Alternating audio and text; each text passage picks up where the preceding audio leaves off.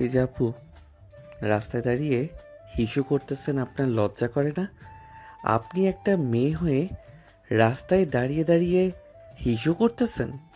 নীলিমা রাস্তার একপাশে দাঁড়িয়ে উল্টো দিকে ঘুরে ফোনে কার সাথে যেন কথা বলতেছে। এমন সময় পেছন থেকে এই কথাটা বলে উঠল। নীলিমা পেছনে ফিরতে দেখতে পেল নিলয় দাঁড়িয়ে আছে। নিলয়কে দেখে নীলিমা কিছুটা রাগান্বিত কণ্ঠে বলতে লাগলো। এই পিচ্চি ছেলে, তুই কি বললি? আমি ওইদিকে ঘুরে হিসু করতেছি, তুই কখনো দেখেছিস মেয়েরা দাঁড়িয়ে দাঁড়িয়ে হিসু করে? দেখবো না কেন? এই যে আপনি মাত্র শিশু করলেন, আপনার প্যান্ট ভিজা। এই বলে নিলয় তার পকেটে থাকা বোতলটা বের করে নীলিমার প্যান্ট ভিজিয়ে দিল। নীলিমা রেগে গিয়ে যেই নিলয়কে ধরতে যাবে এমন সময় নিলয় দৌড়ে পালিয়ে যাইতেছে আর বলতেছে। এই, সবাই দেখো, কত বড় একটা মেয়ে হয়ে রাস্তার পাশে দাঁড়িয়ে ছেলেদের মতো হিসু করতে গিয়ে নিজের প্যান্ট ভিজিয়ে ফেলেছে। ছি ছি ছি। নিলয়ের কথা শুনে আশেপাশের কয়েকটা ছেলে চলে আসলো। এসে দেখে নিলয়ের কথা একদম ঠিক। সব ছেলেরা ছিছি করতেছে। নীলিমা ওইখান থেকে তাড়াতাড়ি করে একটা রিক্সা নিয়ে চলে আসলো বাসায়। অন্যদিকে নিলয় দাঁড়িয়ে আছে তার বন্ধুদের সাথে আর বলতেছে। কিরে, কেমন দিলাম মেয়েটাকে? মেয়েটার মুখ তো রাগে লাল টমেটোর মতো হয়ে গিয়েছিল। লাল হবে না মানে? তুই যা দিয়েছিস, মেয়েটা লজ্জায় 3 দিন বাড়ি থেকে বের হবে না। আবার যদি সামনে পাস ওই মেয়েকে, আবার না হয় একটু নাচিয়ে দিস। তুই তো আবার নাচাতে খুব ভালোবাসিস, হ্যাঁ? নিলয় তার বন্ধুদের সাথে কথা বলতেছে। এমন সময় সামনের দিকে তাকাতেই দেখতে পেল নীলিমা আসতেছে, হাতে একটা লাঠি এবং তার সাথে তার বান্ধবীরাও আছে। নিলয় মামা, তুই এইখান থেকে পালিয়ে যা, না হলে মেয়েটা তোকে আজকে মেরেই ফেলবে। দেখ দেখ কি কি নিয়ে আসতেছে। তুই মামা এখান থেকে পালিয়ে যা, যদি বাঁচতে চাস। নিলয় ওখান থেকে পালিয়ে যেতে লাগলো। অন্যদিকে পেছন থেকে নীলিমা নিলয়কে উদ্দেশ্য করে বলতেছে আর দৌড়াচ্ছে নিলয়ের পেছনে পেছনে। ফাজিল কোথাকার! এই পিচ্চি, দাঁড়া বলতেছি এখানে। যদি আজকে এখানে না দাঁড়াও তাহলে তোর খবর আছে। তোকে যেখান থেকে পারবো সেখান থেকে তুলে নিয়ে আসবো। বাড়িতে চলে গেলেও তোকে সেখান থেকেও তুলে নিয়ে আসবো। আমাকে ধরতে পারলে তো আপনি নিয়ে যাবেন। আগে আমাকে ধরে দেখান, এরপর না হয় বলবো যে আমাকে নিয়ে যান। এই বলে নিলয় দৌড়াতে দৌড়াতে ওইখান থেকে চলে গেল তার বাসায়। অন্যদিকে নীলিমা ফোন দিল তার বান্ধবীদের। বেশ কিছুক্ষণের মধ্যে নীলিমার বান্ধবী চলে আসলো নীলিমার কাছে। নীলিমাকে উদ্দেশ্য করে বলতে লাগলো। কী রে নীলিমা, কি হয়েছে? তুই হঠাৎ এত জরুরি আমাদেরকে ডাকলি কেন? সমস্যা হয়েছে নাকি? সমস্যা মানে?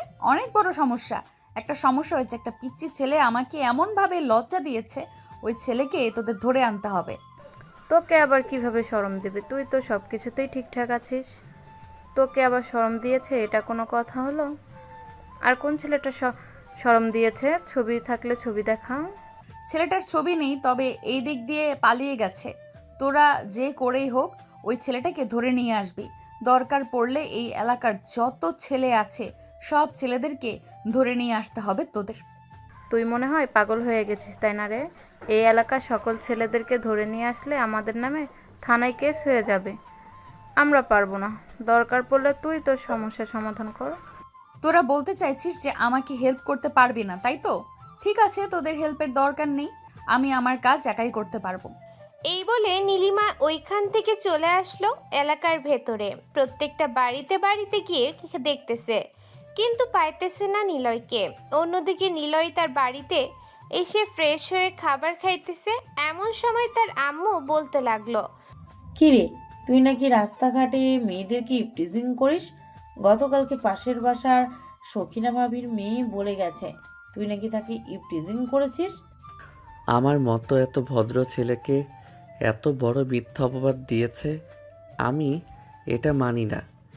তুমি তাকে ডাক দাও, আমি তাকে জিজ্ঞেস করতে চাই কিভাবে ইফটিজিং করেছি।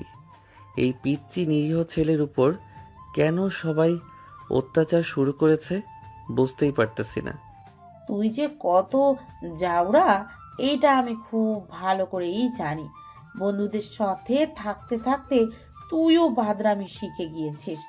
তোকে যে আমি কি করতে মন চায় মাঝে মধ্যে থাক, বললাম না। নিলয় খাওয়া দাওয়া শেষ করে চলে আসলো তার রুমে। অন্যদিকে নীলিমা পুরো এলাকা খুঁজে ফেলেছে, কিন্তু নিলয়কে পায় নাই। সারাদিন খোঁজাখুঁজি করে বিকেল বেলা চলে আসলো বাসায়। ফ্রেশ হয়ে খাওয়া দাওয়া করে সোফায় বসে আছে, এমন সময় তার ফোনটা বেজে উঠলো। তাকিয়ে দেখে মরিয়ম কল দিয়েছে। কলটা রিসিভ করতেই ওই পাশ থেকে মরিয়ম বলতে লাগলো, এই নীলিমা, তুই এক কাজ কর, বিকেলবেলা তো পার্কে অনেক ছেলেরা বসে থাকে, ওই এলাকার পার্কে যাব আমরা আজকে। যদি ওই ছেলেটা থাকে তাহলে ওই ছেলেকে দৌড়ে আমরা না হই উচিত একটা শিক্ষা দিয়ে দিব। ঠিক আছে, তুই এক কাজ কর, বিকেল 5টার সময় আমরা না হয় ওই জায়গায় যাব। তোরা রেডি হয়ে থাক, আমি আসতেছি কিছুক্ষণের মধ্যে, আর তো বেশি সময় বাকি নেই। এই বলে মরিয়ম চলে আসলো বাহিরে। অন্যদিকে নিলয় তার বন্ধু বান্ধবকে নিয়ে চলে আসলো সেই পার্কে। বসে বসে আড্ডা দিতেছে, এমন সময় তানভীর নিলয়কে উদ্দেশ্য করে বলতে লাগলো, কিরে নিলয়, তোর কি অবস্থা?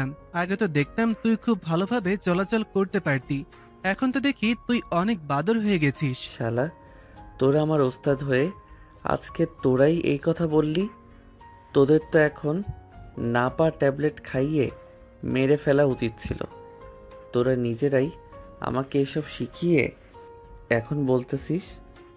আমি আবার কখন শিখালাম? শালা, এখন মিথ্যা কথা বললে কানের নিচে 2টা লাগিয়ে দিব, পরে বুঝতে পারবি। এখানে কেন রেখেছিস সেটা বল আগে। কেন ডেকেছিস সেটা বলছি। তুই কি সকালবেলা কোনো মেয়েকে কিছু বলেছিস? হ্যাঁ, বলেছিলাম। মেয়েটা রাস্তার উল্টো দিকে ঘুরে ফোনে যেন কার সাথে কথা বলছিল। আমি ভাবছিলাম মেয়েটা দাঁড়িয়ে দাঁড়িয়ে হিসু করতেছে। এটার জন্য বলেছিলাম অনেক কিছু। ওই মেয়েটা আমাকে কিছুক্ষণ দৌড়ালো, কিন্তু পরে আর আমাকে পায় নাই। কেন, কি হয়েছে? আর তুই জানলি কি করে যে এরকম একটা কিছু হয়েছে? শালা, তুই যাকে খারাপ কথা বলেছিস সে হচ্ছে আমাদের এলাকার মিথিলা আপু, সবার সিনিয়র আপু। আমরা তাকে সিনিয়র আপু বলে সম্মান করি, আর তুই কিনা সেখানে ওই মেয়েটাকে বাজে একটা কথা বলেছিস। সে তো পুরো এলাকা খুঁজে বেড়াচ্ছে তোকে। এমনটাও হতে পারে এখানেও চলে আসতে পারে। তোর যদি ভাগ্য ভালো হয় তাহলে দেখ, আজকেও এখানে নাও আসতে পারে। শালা, সামান্য একটু কথার জন্য যদি এইরকম করতে পারে ওই মেয়েটা, তাহলে আমার মনে হয় বাসরাতে জামাই পিটাইতেও সে ভুলবে না। এটা একদম ঠিক কথা বলেছিস, কিন্তু আমার তো ভয় হচ্ছে যদি তোকে আমাদের সাথে দেখে তাহলে তো আমাদেরও আর আস্ত রাখবে না। আরে শালা, তোরা চিন্তা করিস না, ভয় পাস না। আমি তোদেরকে ফাঁসিয়ে দিয়ে না হয় চলে যাব। তোরা এরকমভাবে ভয় পাইলে চলবে? নিলয় এসব কথা বলতেছে, অন্যদিকে নীলিমা তার বান্ধবীদের নিয়ে চলে আসলো। পার্কে ভেতরে প্রবেশ করতেছে, এমন সময় নীলিমা বলতে লাগলো, এই ইলমা, দেখ তো, ওই যে ওইখানে একটা ছেলে বসে আছে অনেকগুলো ছেলের সাথে, দেখে তো মনে হচ্ছে সেটাই সেই ছেলে। নীলিমা, তুই সত্যি কথা বলছিস? এটাই সেই ছেলে? আর একটু ভালোভাবে দেখে বলতো, এটাই সেই ছেলে কিনা? হ্যাঁ, এটাই সেই ছেলে, আমি একদম শিওর এটাই সেই ছেলে। তোরা ওই ছেলেকে ডেকে নিয়ে আয়, আমি ওইদিকে আছি। আমি গেলে হয়তো আমাকে দেখে পালিয়ে যাবে। তোদেরকে তো আর চেনে না, তোরা যা। ইলমা চলে আসলো নিলয়ের কাছে। নিলয়কে উদ্দেশ্য করে ইলমা বলতে লাগলো, এই ছেলে, তুমি একটু আমার সাথে এদিকে আসো তো, তোমার সাথে আমার জরুরি কথা আছে। নীলিমা পিছনে ফিরতে দেখতে পেল ইলমা দাঁড়িয়ে আছে। ইলমাকে দেখে নিলয় এক লাফে উঠে দাঁড়ালো আর বলতে লাগলো, হ্যাঁ আপু, চলেন যাওয়া যাক। আর ওইদিকে না গিয়ে চলেন আমরা একটা কফি শপে চলে যাই। আপনি যেহেতু সিনিয়র আপু, আমাকে নিজে এসে ডাক দিয়েছেন, তাহলে তো আপনাকে 1 কাপ কফি খাওয়ানো যায়। হ্যাঁ, এটা তো খুব ভালো কথা বলেছো।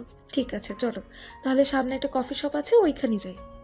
নিলয় ইলমার সাথে সাথে যেতে লাগলো। এই দিকেই ইলমা নীলিমাকে মেসেজে সবকিছু বলে দিল। ইলমা বসে বসে নিলয়ের সাথে কফি খাইতেছে, এমন সময় নীলিমা পেছন থেকে এসে নিলয়ের শার্টের কলার চেপে ধরলো আর বলতে লাগলো, কি ব্যাপার পিচ্চি, এইখানে বসে আমার বান্ধবীর সাথে মজা করে কফি খাওয়া হচ্ছে? বাহ, বেশ ভালো কথা, আমাদেরকেও কফি খাওয়াও। নিলয় নীলিমাকে দেখে চমকে গেল, মনে মনে বলতে লাগলো, এই রে, এখন কি করি? তানভীর তো আমাকে ইশারা করে কিছু একটা বোঝানোর চেষ্টা করেছিল, কিন্তু আমি তো বুঝি নাই। নাচতে নাচতে এই মেয়ের সাথে চলে এসেছি, এখন তো আমাকে মেরে ভর্তা বানিয়ে খেয়ে ফেলতে পারে এই রাক্ষসী মেয়ে। নিলয় এইসব কথাবার্তা বলতেছে, অন্যদিকে নীলিমা নিলয়কে উদ্দেশ্য করে বলতে লাগলো, আরে ভয় পাওয়ার কোনো কারণ নেই, আমি তোমাকে মারধর করব না, আমি তোমাকে আমার বাড়িতে নিয়ে পাপ্পি দিব। তোমার এই নরম নরম গালগুলো আমার কাছে খুবই ভালো লাগছে। জানেমান, আসো তোমাকে একটু আদর করে নিয়ে আসি আমার বাড়ি থেকে। আরে আপু, আগে কফি খাওয়া শেষ করেন, আমার তরফ থেকে কফি খাওয়াবো। আজকে আপনাদেরকে কফি খাওয়ানোর পর না হয় আমাকে নিয়ে আপনি আপনার বাসায় চলে যাবেন। ঠিক আছে, কফির অর্ডার দিয়ে আর তুই এখান থেকে কোথাও যেতে পারবি না। আমি আপনাকে ভয় পাই নাকি যে এখান থেকে পালিয়ে যাব? ভয় পাইলে তো সকালবেলা রাস্তায় আপনাকে ওইসব বলতাম না। এখন আপনি খুব ভালোভাবে কফি খাওয়া শেষ করেন, এরপরে না হয় আমাকে নিয়ে যা ইচ্ছা তাই কইরেন। নিলয় সবার সাথে হাসি মুখে কফি খাইতেছে। কফি খাওয়া শেষ করে নিলয় যেই উঠে চলে যেতে যাবে, এমন সময় নীলিমা নিলয়ের একটা হাত ধরে বলতে লাগলো, কিরে, কোথায় যেতেছিস? চুপচাপ এখানে বস। তুই না বলেছিস আমাকে ভয় পাস না, এখন ভয় পেয়ে চলে যেতেছিস কেন? এই নিলয় ভয় পেয়ে চলে যাওয়ার লোক না। আপনি একটু দাঁড়ান, আমি আপনার উপরে হিসো করি, যাতে কেউ না দেখে পারবেন দাঁড়াতে। যাতে কেউ না দেখে পারবেন দাঁড়াতে। ছি ছি, তাড়াতাড়ি ওয়াশরুম থেকে হিসু করে আয়।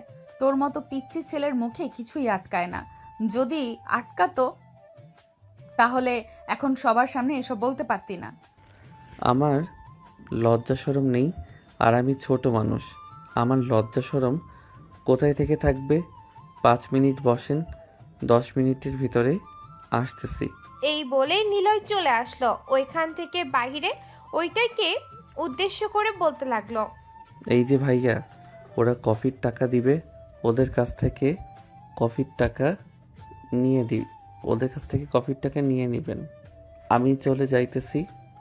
ওরা যদি জিজ্ঞেস করে তাহলে বলবেন যে আমি বাসায় চলে গেছি। ঠিক আছে ভাইয়া, যান তাহলে এখন। নিলয় কফি শপ থেকে চলে আসলো তার বন্ধুদের কাছে। নিলয়কে আসতে দেখে তানভীর এবং বাকি সবাই অবাক হয়ে রইল। তানভীর নিলয়ের মুখের দিকে তাকিয়ে আছে। তানভীরকে তাকিয়ে থাকতে দেখে নিলয় বলতে লাগলো, এই শালা, এইভাবে তাকিয়ে আছিস কেন?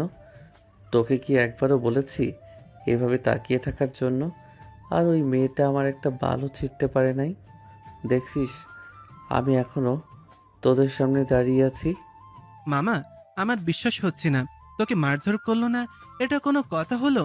ওই মেয়ে তো খুব সাংঘাতিক একটা মেয়ে, সবাইকে মারধর করে, কিন্তু তোকে মারধর করলো না, এটা বিশ্বাস হলো না আমার। শালাই দেখ, ওদের সাথে বসে আমি কফি খেয়েছি, দেখ ভিডিও করেছি তোদেরকে দেখানোর জন্য।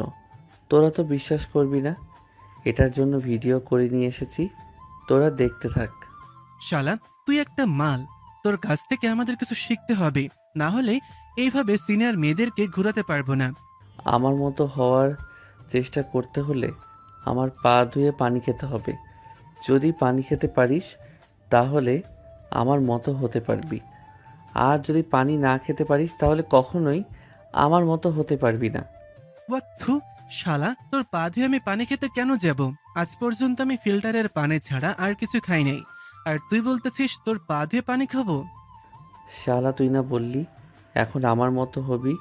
এটার জন্যই তো বললাম যে আমার পা ধুয়ে পানি খা, তাহলে হতে পারবি। যাই হোক, এখন আমি বাসায় যাই, সন্ধ্যা হয়ে এসেছে। বাসায় যদি আব্বু এসে আমাকে না পায় তাহলে আমার পাশায় বাড়ি পড়বে। এই বলে নিলয় চলে আসলো বাসায়। অন্যদিকে নিলয়ের বন্ধু বান্ধবও যার যার বাসায় চলে গেল। ওইদিকে নীলিমা তার বান্ধবীদের সাথে বসে আছে। এমন সময় ইলমা নীলিমাকে উদ্দেশ্য করে বলতে লাগলো, কি রে নীলিমা, ছেলেটা সেই কখন ওয়াশরুমে গেছে, এখনো তো আসলো না? আবার পালিয়ে গেল না তো? আরে না, পালিয়ে কোথাও যাবে? পালিয়ে গেলে কালকে তো আবার ধরতেই পারবো। ছেলেটাকে আজকে আমার বাসায় নিয়ে এমন শিক্ষা দিব যাতে আর কোনোদিন এরকম খারাপ ব্যবহার না করতে পারে কারোর সাথে। ইলমা এইসব কথাবার্তা বলতেছে। নীলিমার সাথে বেশ কিছুক্ষণ এইভাবে যাওয়ার পর নীলিমা বলতে লাগলো, ইলমা, ছেলেটা মনে হয় সত্যিই পালিয়ে গেছে। নীলিমা ইলমার সাথে কথা বলতেছে। এমন সময় ওইটার এসে নীলিমাকে উদ্দেশ্য করে বলতে লাগলো, আপু বিলটা দেন, 2000 টাকা বিল হয়েছে। আমরা কেন বিল দিব? আমাদের সাথে যে ছেলেটা ছিল সেই ছেলেটা বিল দিবে। ছেলেটা ওয়াশরুমে গেছে, কিছুক্ষণের মধ্যেই চলে আসবে। আপনাকে কে বলছে ছেলেটা ওয়াশরুমে গেছে? ছেলেটা তো এইখান থেকে চলে গেছে আর বলছে যে সে নাকি আপনাদের ছোট ভাই এবং বিলগুলো নাকি আপনারা দিবেন। ওইটারের কথা শুনে নীলিমা এবং তার বান্ধবীরা হাঁ করে তাকিয়ে রইল। নীলিমাকে হাঁ করে তাকিয়ে থাকতে দেখে ওয়েটার বলতে লাগলো, কি ব্যাপার, এভাবে হাঁ করে তাকিয়ে আছেন কেন? তাড়াতাড়ি টাকা বের করেন, আপনাদের দেখেই তো মনে হচ্ছে পথের ফকির। তাড়াতাড়ি টাকা বের করেন, না হলে কিন্তু আমি আমার স্যারকে ডাকতে বাধ্য হব আর বলবো যে আপনারা টাকা দিচ্ছেন না। এই নেন টাকা, আর আমরা ভিখারি না যে আপনি এসব বলবেন। নীলিমা এইসব কথাবার্তা বলতেছে। বেশ কিছুক্ষণ এইসব কথাবার্তা বলার পর চলে আসলো কফি শপ থেকে বাহিরে। এমন সময় তামান্না নীলিমাকে উদ্দেশ্য করে বলতে লাগলো, নীলিমা, ইলমা ঠিকই বলেছে, ওই ছেলেটা পালিয়ে গেছে। ওই ছেলেটাকে তো একটা শিক্ষা দিতেই হবে। ওই ছেলেটাকে শিক্ষা না দিলে শুধরাবে না। শিক্ষা মানে? তোদের কোনো কিছুই করতে হবে না। আমি আমার রুমে নিয়ে গিয়ে বাকিটা আমি নিজেই করে ফেলতে পারবো। ছেলেটা তো দেখতে ছোটই মনে হচ্ছে, মনে হয় না মুসলমানি করিয়েছে। আমি নিজেই মুসলমানি করিয়ে দিতে পারবো তার। এইসব বলতে বলতে নীলিমা সবাইকে বিদায় দিয়ে চলে আসলো তাদের বাসায়। অন্যদিকে নিলয় বাড়িতে এসে কলিং বেল দিতেই তার আম্মু এসে দরজা খুলে দিল। নিলয়কে দেখে বলতে লাগলো, কি ব্যাপার নিলয়, তুই এই সন্ধ্যাবেলা কোথা থেকে আসলি? তোকে না আমি দুপুরবেলা বলে দিয়েছি তাড়াতাড়ি বাসায় আসার জন্য? তোর আব্বু যদি বাড়িতে এসে তোকে না দেখে তাহলে আমার সাথে চেঁচামেচি করবে। আজকে বাড়ির ভিতরে ঢুক, তোর একদিন কি আমার একদিন। আম্মু, তুমি যদি আমাকে কিছু করার চেষ্টা করো তাহলে কিন্তু আব্বুর কাছে বিচার দিতে বাধ্য হব আর বলবো যে তুমি আমাকে অনেক মারধর করেছো। আমি বাইরে বের হয়েছি এটার জন্য। নিলয় এসব কথাবার্তা তার আম্মুর সাথে বলতেছে।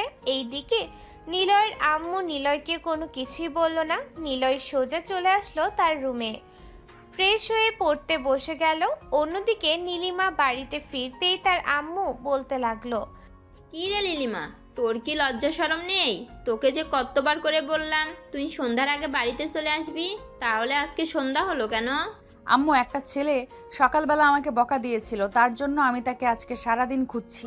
খুঁজে পাওয়ার পর তাকে কিছু করতে গিয়েছিলাম, কিন্তু সে আমাদেরকে ধোঁকা দিয়ে পালিয়ে গেছে। বাহ, বেশ ভালো কথা বলেছিস। ছেলেটা তোকে ধোকা দিয়ে পালিয়ে গেছে। তোর মতো একটা গাধা মেয়েকে ধোকা দেবে না তো কি দেবে? যা রুমে যা, গিয়ে ফ্রেশ হয়ে নিচে আয়। তোর আব্বু কিসের জন্য ডাকতেছে? নীলিমা চুপচাপ করে চলে আসলো তার রুমে। ফ্রেশ হয়ে নিচে আসতেই নীলিমার আব্বু বলতে লাগলো, কিরে নীলিমা, এইভাবে দিনকাল চলবে নাকি তোর? এই যে আমি তোকে বলতেছি বিয়েটা করে নে, বিয়েটা করে নে, বিয়েটা করে নিলে তোর জন্য খুব ভালো হবে, কিন্তু তুই তো আমাদের কোনো কথাই শুনতেছিস না। আব্বু, আমি তোমাদেরকে অনেক আগেই বলে দিয়েছি যে আমার পছন্দ মতো ছেলে না হলে আমি বিয়ে করব না। তোমরা আমাকে বিয়ের জন্য জোরাজুরি করলে কিন্তু আমি এই বাড়িতে মামার বাসায় চলে যাব। তখন কিন্তু আর আমাকে কিছু বলতে পারবে না। তখন আমাকে হাজারবার ফিরিয়ে নিয়ে আসার চেষ্টা করলেও আমি আসবো না। তোর কোথাও যাওয়ার প্রয়োজন নেই, তুই এখানেই থাক। এখানে থাকলে খুব ভালো হবে। আমরা আর তোকে বিয়ের জন্য কোনো কথাই বলবো না।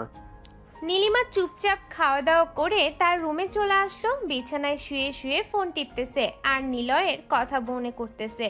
ছেলেটা আমাদেরকে এরকমভাবে বলদ বানিয়ে চলে যাবে কখনো আশা করি নাই। আজকে চলে গেছে, কালকে পাইলে তো আর কালকে ছেড়ে দেব না, সোজা বাসায় নিয়ে চলে আসব। ছেলেটার কত বড় সাহস আমাকে বলে আমার উপরে হিসু করবে। তাকে আর একবার পাইলে তো খুন করে ফেলতাম।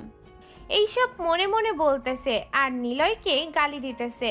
ওইদিকে নিলয় পড়া শেষ করে নিচে এসে সবার সাথে খাওয়া দাওয়া করে যেই চলে যেতে যাবে, এমন সময় নিলয়ের আব্বু বলতে লাগলো, নিলয়, তুই নাকি পাশের এলাকার নীলিমা নামের একটা মেয়েকে বকা দিয়েছিস সকালবেলা।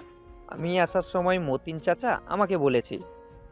আরে আব্বু, আমার মতো একটা ভালো ছেলে এই দুনিয়াতে আর একটা পাবে নাকি? সবাই মিথ্যা কথা বলতেছে। আর ওই মেয়েটা আমার কাছ থেকে কিছু টাকা পায়, ওই টাকা নেওয়ার জন্য এরকম করতেছে। কিন্তু আমি যতটুকু জানি ওই মেয়েটাকে আমি অনেক আগেই টাকা দিয়ে দিছি, তারপরেও ওই মেয়েটা আমার পিছু ছাড়তেছে না। কি করব বুঝতেছি না। নিলয় এসব কথাবার্তা বলতেছে তারা আব্বুর সাথে। এইদিকে নিলয়ের আব্বু নিলয়কে উদ্দেশ্য করে আবারও বলতে লাগলো, কত টাকা পায় না আমাকে বল, আমি তোকে দিতেছি। কালকে না হয় তুই ওই মেয়েটাকে টাকা দিয়ে দিস, আর আগে যদি দিয়ে থাকিস তাহলে ওইটা ভুলে যা। মনে কর যে তুই ওই মেয়েকে টাকা দিস নাই। নিলয় তার আব্বুর কাছ থেকে 10,000 টাকা নিয়ে চলে আসলো রুমে। নিলয়ের আজকে সুখের দিন, তার আব্বু 10,000 টাকা দিয়েছে, তার আম্মু 10,000 টাকা দিয়েছে এবং সে একটা মেয়েকে অনেক কিছু বলেছে। এইসব চিন্তা করতে করতে নিলয় ঘুমের দেশে পাড়ি জমা হলো। পরের দিন ঘুম থেকে উঠে নিলয় বসে আছে, এমন সময় তার ফোনটা বেজে উঠল। তাকিয়ে দেখে তার বন্ধু তানভীর কল দিয়েছে। কলটা রিসিভ করতেই ওই পাশ থেকে তানভীর বলতে লাগলো, নিলয়, তুই যত তাড়াতাড়ি পারিস বাড়ি থেকে বের হয়ে কোথাও চলে যা। ওই নীলিমা নামের মেয়েটা আসছে, আমার বাড়ি থেকে অলরেডি বের হয়ে গেছে। শালা, আমাকে আগে বলবি না? আগে বললে তো আমি কিছু জামা কাপড় রেডি করে রেখে এরপর তোর বাসায় চলে যেতাম। আচ্ছা, আমি এখনই বের হয়ে যাইতেছি। এই বলে তানভীর যে বের হয়ে যেতে যাবে, এমন সময় তার রুমের ভেতরে প্রবেশ করলো নীলিমা। নীলিমাকে দেখে নিলয় চমকে উঠল আর বলতে লাগলো, কি ব্যাপার? আপনি কারো অনুমতি না নিয়ে বাড়ির ভিতরে প্রবেশ করেছেন কেন? আপনি জানেন না অনুমতি ছাড়া কারো বাড়িতে প্রবেশ করা নিষেধ? হ্যাঁ, আমি জানি অনুমতি ছাড়া অন্যের বাড়িতে প্রবেশ করা নিষেধ, কিন্তু তোর মতো চোরকে ধরতে হলে আমার অনুমতি নিতে হবে। চল, আজকে তোকে সারাদিন আমার বাসায় রাখবো। আর তুই তো দেখতে এখনো পিচ্চি মনে হয়, তোর মুসলমানি হয় নাই। আমার বাসায় চল, সকল কিছু রেডি করে রেখে এসেছি, তোর মুসলমানি করিয়ে দিব। এই মেয়ে, আপনার কি লজ্জা শরম বলতে কোনো কিছু নেই? আপনি সব কি বলতেছেন? আমার মুসলমানি করিয়েছে সে ছোট্টবেলা, আর আপনি বলতেছেন আমার মুসলমানি করাই নাই? আপনি তো ক্যারেক্টার লস। হ্যাঁ, আমি ক্যারেক্টার লুজ, এটা তো জানিস। কেন ক্যারেক্টার লুজ এটা না হয় তোকে পরে বলবো, আগে চল তুই আমার সাথে। তোর আম্মুর কাছ থেকে অনুমতি নিয়েছি, যা তাড়াতাড়ি রেডি হয়ে আয়। হ্যাঁ, আপনি একটু নিতে চান? আমি রেডি হয়ে আসতেছি। তোর মতো চোরকে আমার খুব ভালো করে চেনা হয়ে গেছে। তোকে যদি এখন ছেড়ে দেই তাহলে তুই কোথায় দিয়ে চলে যাবি আর তোকে খুঁজে পাবো না। এর চাইতে আমি তোর রুমের ভেতরে প্রবেশ করি, তুই ড্রেস চেঞ্জ কর। আপনি কি আমাকে দর্শন করার জন্য রুমের ভিতরে প্রবেশ করবেন? আবার বলতেছেন ড্রেস চেঞ্জ করার জন্য? ছি ছি ছি, আমি তো ভাবতেই পারি নাই আপনার মতো একটা সিনিয়র মেয়ে এই রকম কথা বলবে, আর আমি আপনার মতো একটা সিনিয়র মেয়ের মুখ থেকে এই রকম কথা শুনবো। নিলয় এইসব কথাবার্তা বলতেছে নীলিমাকে। এই দিকে নীলিমা কি বলবে বুঝে উঠতে পারতেছে না। এমন সময় ঠাস করে নিলয়ের গালে চড় মেরে বলতে লাগলো, তোকে যেটা বলেছি সেটা কর, আর যদি একটা কথা বলিস তাহলে তোর গালে না, তোর কানের নিচে 2টা লাগিয়ে দিব। নিলয় রুমের ভিতরে এসে শার্ট খুলে ফেললো। এটা দেখে নীলিমা মাথাটা নিচু করে রইল। নিলয় আস্তে আস্তে করে নীলিমার সামনে গিয়ে জোরে চিৎকার করে বলতে লাগলো, আম্মু গো, আব্বু গো, কে কোথায় আছো গো?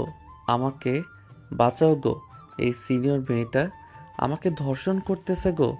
আমি বাধা দিতেছি বলে এই মেয়েটা আমাকে ছাড়তেছে না গো। কে কোথায় আছো? আমাকে বাঁচাও গো। নিলয়ের চিৎকার শুনে নীলিমা তাড়াতাড়ি করে নিলয়ের মুখ ধরে চেপে ধরলো। এটা দেখে নিলয় নীলিমার হাতে কামড় দিয়ে বসলো। এমন সময় রুমের ভিতরে প্রবেশ করলো নিলয়ের আম্মু আর বলতে লাগলো, কি ব্যাপার নিলয়, কি হয়েছে? তুই এরকমভাবে চিৎকার চেঁচামেচি করছিস কেন? আর এই মেয়ে, তোমাকে তো বলেছিলাম নিচে বসার জন্য, তাহলে তুমি নিলয়ের ঘরে কি করো? আম্মু, এই দেখো, এই মেয়েটা আমার শার্ট খুলে ফেলেছিল। আমাকে ধর্ষণ করার চেষ্টা করেছিল, কিন্তু আমি চিৎকার করে উঠি, তখন তুমি চলে আসো। এই ছেলে একদম চুপ কর, বেশি কথা বলবি না। ছেলে মানুষকে আবার ধর্ষণ করা যায় নাকি? যদি ছেলে মানুষকে ধর্ষণ করা যেত তাহলে তো এই পৃথিবীতে এত মেয়ে মানুষ ধর্ষণ হতো না। ছেলে মানুষ ধর্ষণ করা যাবে না কেন? আপনাকে যেভাবে ধর্ষণ করা হয় আপনিও তো সেইভাবে আমাকে ধর্ষণ করতেছেন। এই যে আমার শার্ট খুলে ফেলেছেন, পরে তো মনে হয় প্যান্ট খুলে ফেলতেন। প্যান্ট খুলে ফেললে খুলতাম, তাতে তোর সমস্যা কি ছিল? তোর মুসলমানি করিয়ে দিলেই তো হতো। ছোটবেলায় মুসলমানি করিয়েছে, এটার জন্য তুই এত বাদরামি করিস। এখন আবার মুসলমানি করাবো। এই বলে নীলিমা নিলয়কে ধরে টানতে টানতে নিয়ে চলে আসলো নিচে। এইদিকে নিলয়ের আম্মা হাঁ করে তাকিয়ে রইল।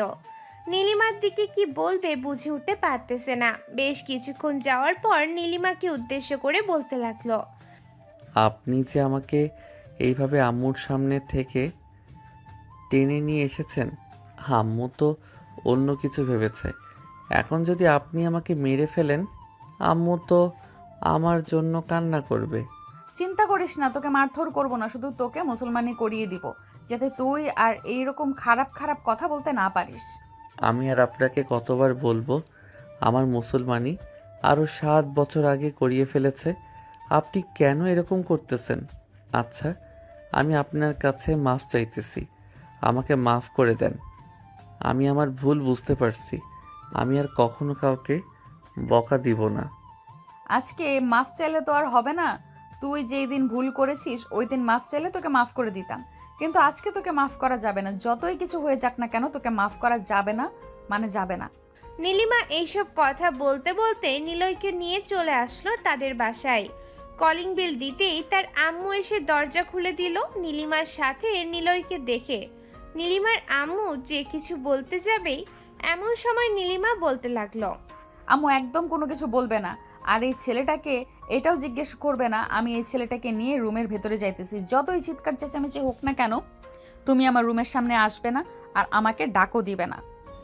এই বলে নীলিমা নিলয়কে নিয়ে চলে আসলো রুমের ভেতরে। বেশ কিছুক্ষণ বসে থাকার পর নীলিমা বিছানা থেকে উঠে ড্রয়ার থেকে একটা ছুরি আর প্লাস বের করে আনলো। এটা দেখে নিলয় তাড়াতাড়ি করে তার 2 হাত দিয়ে এটা দেখে নীলিমা নিলয়কে উদ্দেশ্য করে বলতে লাগলো, আজকে যতই চিৎকার চেঁচামেচি করিস না কেন, তোকে কেউ বাঁচাতে আসবে না। আজকে তোকে আমি মুসলমানি করিয়ে ছাড়বো। আমাকে বাজে কথা বলা, তুই তো আমাকে চিনিস না। আজকে থেকে জেনে রাখবি আমি কিরকম মেয়ে। আপু, আমার চেনা হয়ে গেছে আপনাকে। আপনি খুবই সাংঘাতিক একটা মেয়ে। আপনার সাথে আর কখনোই লাগতে যাব না। প্লিজ আমাকে ছেড়ে দেন। তোকে কখনোই ছাড়া যাবে না। যদি ছেড়ে যেতাম তাহলে আরো আগেই ছেড়ে দিতে পারতাম। ছেড়ে দিতে পারবো না বলেই তো আটকে রেখেছি। তোর আব্বু আম্মু আমাকে কোনো কিছুই বলতে পারবে না। দেখলি না, তোর আম্মুর সামনে তোকে টেনে টেনে নিয়ে এসেছি। হ্যাঁ, আপনি তো খুব সাহসী। এটার জন্যই আমার আম্মুর সামনে দিয়ে আমাকে টেনে টেনে নিয়ে চলে এসেছেন। আপনার তো অনেক প্রশংসা করলাম, এখন আমাকে ছেড়ে দেন। না, তোকে ছাড়া যাবে না। তুই যেহেতু বলেছিস আমার উপরে এই হিসু করবি, তার আগে তোর ওইটা কেটে নিয়ে গঙ্গাসাগরে বিছিয়ে দিয়ে নীলতিমিকে খাইয়ে ফেলবো, আর বলবো যে তোর ওই জায়গা ওইটা যাতে না হয়। আপনি তো খুব বজ্জাত মেয়ে। ভাবছিলাম সিনিয়র হয়েছেন, মাপ চাইলে মাফ করে দেবেন, কিন্তু আপনি বারবার আমার ওইটা নিয়ে কথা বলতেছেন। এটা কিন্তু একদম ঠিক না। আর আমি আপনাকে বারবার বলতেছি, আমার মুসলমানি আরও 7 থেকে 8 বছর আগে করিয়ে ফেলেছে। তারপরও আপনি কেন ছুরি আর এইটা নিয়ে দাঁড়িয়ে আছেন? আরে তোর মুসলমানি করিয়ে ফেললে তো ওইখান থেকে ব্লাড বের হবে, এটার জন্য আমি এই প্যাম্পাস নিয়ে এসেছি। এটা পরিয়ে দিলে তোর আর ওইখানে ব্লাড বের হবে না। নীলিমার কথা শুনে বারবার নিলয় অবাক হচ্ছে। নীলিমাকে কি বলবে বুঝে উঠতে পারতেছে না। বেশ কিছুক্ষণ এইভাবে যাওয়ার পর নীলিমা নিলয়কে উদ্দেশ্য করে আবারও বলতে লাগলো, তোকে আমি ছেড়ে দিতে পারি একটা শর্তে, তুই এই শর্তটা মানতে পারবি? হ্যাঁ, আপনার সকল শর্ত আমি মানতে পারবো। বলেন কি শর্ত মানতে হবে। তবে একটা কথা, আমি কিন্তু ছোট মানুষ, আমার কাছে বেশি কিছু চাইতে পারবেন না। বেশি কিছু চাইবো না, তুই আমার সাথে 1 মাস রিলেশন করবি, এই 1 মাসের যাবতীয় খরচ তোর বহন করতে হবে। আমি কখন কি চাইবো সব কিছুই তোকে দিতে হবে। আর তুই ছোট মানুষ হয়েছিস তো কি হয়েছে, তোর এই আব্বু আম্মু আছে না, তোর আব্বু আম্মু তো একজন বিজনেসম্যান, তোর আব্বুকে বলবি, তাহলে তোর আব্বু তোকে টাকা দিবে। আর আমার কথা বললে তো আরো আগে টাকা দিয়ে দিবে।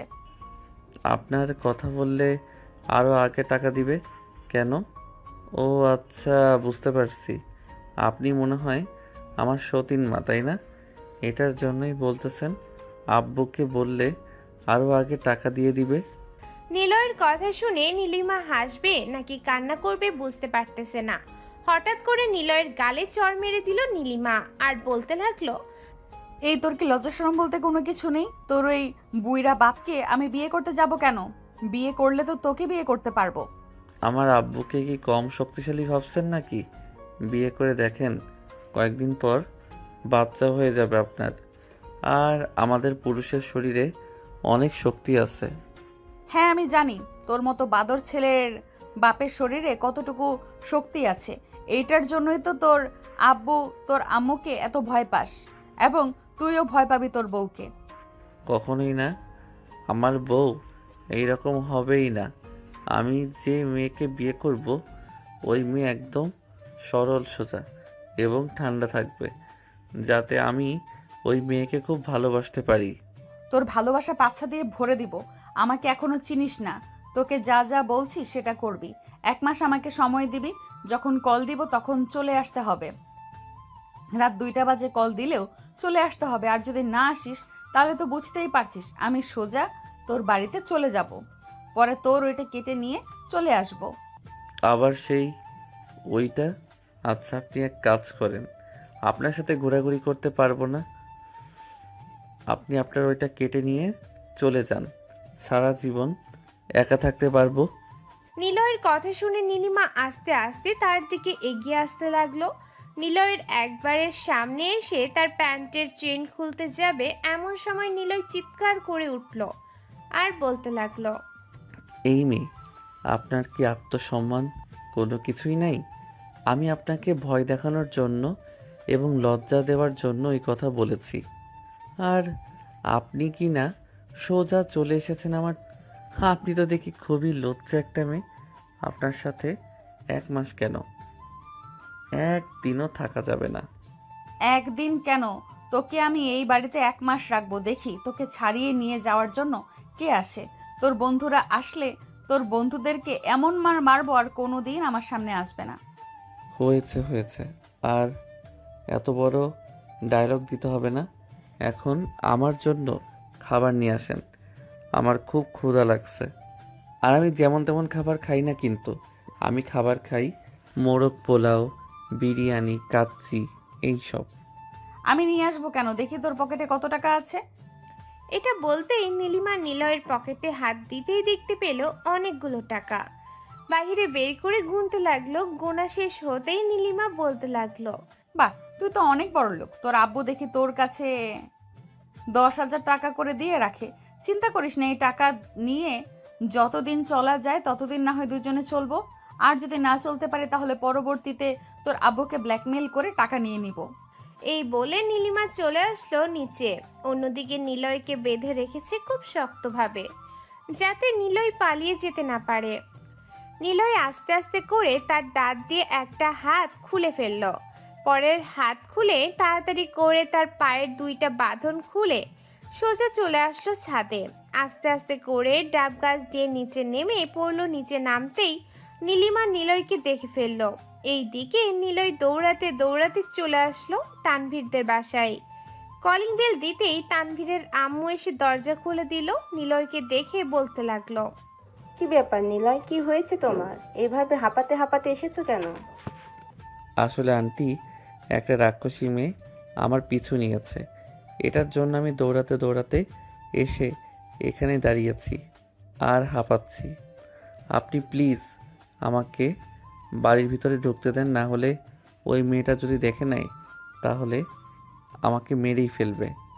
তানভীরের আম্মু নিলয়কে বাড়ির ভেতরে নিয়ে আসলো। অন্যদিকে নীলিমা তাড়াতাড়ি করে চলে আসলো নিলয়দের বাসায়। কলিং বেল দিতেই নিলয়ের আম্মু এসে দরজা খুলে দিল। নীলিমাকে দেখে বলতে লাগলো, এই মেয়ে, আমার ছেলেকে কোথায় নিয়ে গেছো? তাড়াতাড়ি আমার ছেলেকে বের করে আনো, না হলে কিন্তু আমি থানায় গিয়ে তোমার নামে মামলা করব। পরে কিন্তু আর ছাড়া পাবে না, এই বলে দিলাম। আপনার ছেলে আপনার বাড়িতে এসেছে আমার বাড়ি থেকে পালিয়ে, তারপর আপনার ছেলেকে বের করে দেন, না হলে কিন্তু আমি পুরো বাড়িতে নতুন করে খুঁজে ফেলবো। এই মেয়ে, তুমি কি পাগল হয়ে গেছো? আমার ছেলে আমার বাড়িতে কখন আসবে? আমার ছেলে আমার বাড়িতে আসলে আমি দেখতে পাইতাম না নাকি? দাঁড়াও, আমি এক্ষুনি থানায় কল দিতেছি। থানা থেকে অফিসার এসে এরপরে তোমার বিচার করবে। এই মহিলা কি বলতেছি, এইসব তোর ছেলে এই বাড়িতে ছাড়া আর কার বাড়িতে যাবে? চুপচাপ তোর ছেলেকে বের করে দে, না হলে কিন্তু তোর ছেলের অবস্থা খুবই খারাপ হয়ে যাবে। এই মেয়ে, তুমি তো মস্ত বড় খারাপ একটা মেয়ে। আমার বাড়ি থেকে বের হয়ে যাও, আর আমার ছেলে কোথায় গেছে তাড়াতাড়ি বের করে আনো। আমি একটা কল দিতেছি থানায়। নীলিমা ওইখান থেকে সোজা চলে আসলো বাসায়। অন্যদিকে নিলয়ের আম্মু কল দিল থানায়। বেশ কিছুক্ষণের মধ্যে থানা থেকে লোক চলে আসলো। সবকিছু জানার পর অফিসার বলতে লাগলো, যেহেতু এই মেয়েটা এই এলাকার মেয়ে, তার মানে ধরে নেন সে হয়তো আপনার সাথে মজা করছে বা আপনার ছেলের সাথে মজা করছে। না, ওই মেয়ে আমার সাথে মজা করতেছে না। আমার সাথে মজা করলে অবশ্যই আমি জানতে পারতাম, কিন্তু সে আমার সামনে দিয়ে আমার ছেলের শার্টের কলার ধরে টেনে টেনে নিয়ে গেছে। আমি এর বিচার চাই অফিসার। আপনি যদি বিচার না করেন তাহলে আমি বড় আদালতে যেতে বাধ্য হব। আচ্ছা, আপনি এত চিন্তা করবেন না, আমি বিষয়টা দেখছি। এই বলে পুলিশ অফিসার চলে আসলো নীলিমাদের বাসায়। কলিং বেল দিতেই নীলিমার আম্মু এসে দরজা খুলে দিল। হঠাৎ করে পুলিশ আসতে দেখে নীলিমার আম্মু কিছুটা ভয় পেয়ে গেল। পুলিশ অফিসার নীলিমার আম্মুকে উদ্দেশ্য করে বলতে লাগলো, এই যে আপনার মেয়ে নীলিমা, কোথায় সে নাকি একটা ছেলেকে ধরে নিয়ে এসেছে। তার আম্মু আপনার মেয়ের নামে থানায় মামলা করেছে। আপনি আপনার মেয়েকে বলবেন যে এই ছেলেটাকে তাড়াতাড়ি বের করে দেওয়ার জন্য, না হলে কিন্তু আমরা থানা থেকে কিছু করার সিদ্ধান্ত নেব। দেখেন স্যার, আমার মেয়েটা হয়তো একটু রাগী এবং বদমেজাজি, কিন্তু একটা ছেলেকে ধরে নিয়ে এসেছে। সে হয়তো ওই ছেলেকে পছন্দ করে। পছন্দ না করলে সে আগে কখনো এই বাড়িতে কোনো ছেলে নিয়ে আসে নাই। হঠাৎ এই ছেলেকে নিয়ে এসেছে, তার মানে আমি বুঝতে পারছি সে পছন্দ করে। আপনারা এসেছেন খুবই ভালো হয়েছে। আপনারাও সেই ছেলেটাকে খুঁজে বের করেন। ছেলেটা এই বাড়ি থেকে পালিয়ে কোথায় গেছে তা আমরা জানি না। আমার মেয়ে খোঁজাখুঁজি করতেছে, হয়তো পাচ্ছে না। ঠিক আছে, আমরা যদি তাদের দুজনকে একসাথে পাই তাহলে কিন্তু সোজা ধরে বিয়ে পড়িয়ে দেবো। তখন কিন্তু আপনারা আর বাধা দিতে পারবেন না আমাদেরকে। ঠিক আছে, তখন আর আপনাকে বাধা দেব না। আপনারা এত চিন্তা করবেন না। পুলিশ অফিসার আশেপাশে খুঁজতে লাগলো। এইদিকে নীলিমা খুঁজতে খুঁজতে চলে আসলো তানভীরদের বাসায়।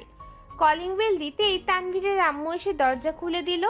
নীলিমা তানভীরের আম্মুকে উদ্দেশ্য করে বলতে লাগলো, আন্টি, বাড়িতে কি তানভীর আছে নাকি তার বন্ধুর সাথে কোথাও গেছে? তানভীর তো সেই সকালবেলা বের হয়েছে চট্টগ্রাম যাওয়ার উদ্দেশ্যে, হয়তো এতক্ষণে চলে গেছে। সাথে দেখলাম নিলয় গেছে। কেন, কি হয়েছে? তেমন কিছু হয় নাই। আচ্ছা, যাই তাহলে আমি এখন। এই বলে নীলিমা যেই চলে যেতে যাবে এমন সময় তানভীরের হাসি শব্দ পেল ওপর থেকে। তানভীরের হাসির শব্দ পেয়ে নীলিমা তানভীরের আম্মুকে উদ্দেশ্য করে বলতে লাগলো, আন্টি, আপনি না বললেন যে আপনার ছেলে চট্টগ্রাম গেছে নিলয়ের সাথে? তাহলে উপরে কারা? মনে তো হচ্ছে বড় বড় মানুষ হবে, হাসাহাসি করতেছে। হ্যাঁ, ওরা হচ্ছে আমাদের আত্মীয়, গ্রাম থেকে এসেছে গতকালকে রাতে। ওরা হয়তো কিছু বিষয় নিয়ে মজা করতেছে। ও আচ্ছা, ঠিক আছে, এখন তাহলে আমি যাই আন্টি। নীলিমা চলে গেল ওইখান থেকে, কিন্তু তার মনে কেমন যেন একটা সন্দেহ হচ্ছে। নীলিমা নিজের মনে মনে বলতে লাগলো, আমার কেন যেন মনে হচ্ছে ওইখানে নিলয় আছে। আমি কি ছদ্মবেশে ওই বাড়িতে যাব? হ্যাঁ, এটাই করতে হবে। কাছে তো আমার বান্ধবীর বাড়ি আছে, বান্ধবীর বাড়িতে যাই, ওর বোরকাটা পরে এরপরে ছদ্মবেশে ওই বাড়িতে যাব। যদি নিলয়কে ওই বাড়িতে পাই তাহলে নিলয়ের কি অবস্থা হবে এটা আমি নিজেও জানি না। নীলিমা এইসব ভাবতে ভাবতে চলে আসলো তার বান্ধবীদের বাসায়। কলিং বেল দিতেই তার বান্ধবী ইলমা এসে দরজা খুলে দিল। নীলিমা ইলমাকে সবকিছু খুলে বলতেই ইলমা তার একটা বোরখা দিয়ে দিল। নীলিমা ইলমাদের বাড়ি থেকে চলে আসলো আবারও তানভীরদের বাড়িতে। ভালোভাবে হিজাব পরে এসেছে যাতে তাকে না দেখা যায়। কলিং বেল দিতেই তানভীরের আম্মু এসে আবারও দরজা খুলে দিল। নীলিমাকে দেখে বলতে লাগলো, কে আপনি আর এখানে কেন এসেছেন? তানভীর আমাকে ফোন দিয়ে বলেছে যে বাসায় আসার জন্য। আমি তানভীরের বেস্ট ফ্রেন্ড নীলিমা। তানভীর তো বাসায় আছে, আমি ভেতরে গেলাম। এই বলে নীলিমা তাড়াতাড়ি করে তানভীরের আম্মুকে কিছু বলতে না দিয়ে সোজা চলে আসলো তানভীরের রুমে। এসে দেখে সবাই বসে বসে আড্ডা দিতেছে। তানভীর নীলিমাকে দেখে এক দৌড়ে চলে আসলো ওয়াশরুমে। তানভীরকে দৌড়ে ওয়াশরুমে যেতে দেখে নিলয় বলতে লাগলো, কিরে ফারহান, এই নিলয় এইভাবে দৌড়ে ওয়াশরুমে চলে গেল কেন? আরে শালা, মনে হয় বেশি জোরে চাপ দিয়েছে, এটার জন্য সে দৌড়ে ওয়াশরুমে চলে গেছে। ফারহানের কথা শেষ না হতেই ওয়াশরুম থেকে জোরে চিৎকার করতে করতে তানভীর বলতে লাগলো, নিলয় ভাই, তোর জীবন তছনছ হয়ে গেছে। সামনের দিকে তাকিয়ে দেখ, নীলিমা আপু দাঁড়িয়ে আছে। আজকে তোর জীবন শেষ। তানভীরের কথা শেষ না হতেই নীলিমা খপ করে এসে নিলয়ের শার্টের কলার ধরে ফেললো আর বলতে লাগলো, কিরে, পালিয়ে তো এসেছিলি, এখন কোথায় যাবি? এখন তো আমি তোকে ধরে ফেলেছি। এখন তোকে এমন মার মারবো যাতে তুই আর কোনো দিন কারোর সাথে বাটপারি করে বাড়ি থেকে বের না হতে পারিস। আজকে তোর হাত পা ভেঙে বাড়িতে রেখে দেব। নিলয় কি করবে বুঝে উঠতে পারতেছে না। এমন সময় হুট করে নিলয় নীলিমার ঠোঁট জোড়া কামড়ে ধরলো। এইদিকে নিলয়ের বন্ধুরা এটা দেখে তাড়াতাড়ি করে ওই রুম থেকে পালিয়ে চলে গেল যার যার বাসায়। নীলিমা নিলয়কে বারবার ছাড়ানোর চেষ্টা করতেছে, কিন্তু নিলয় অনেক শক্তভাবে তার ঠোঁট কামড়ে ধরে আছে। বেশ কিছুক্ষণ নীলিমা ছোটাছুটি করার চেষ্টা করলো, কিন্তু পারল না। নিলয়ের কাছে হার মেনে নিলয়ের সাথে রেসপন্স করতে লাগলো।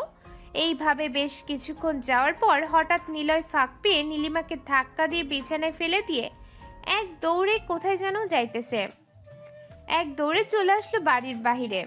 সোজা রাস্তায় দৌড়াতে লাগলো। কোথায় যাইতেছে সে নিজেও জানে না। এইদিকে নীলিমার হুঁশ ফিরতেই মনে মনে বলতে লাগলো, আমি এটা কি করলাম? এই ছেলের কাছে হার মেনে গেলাম? না, আমাকে হার মানলে চলবে না।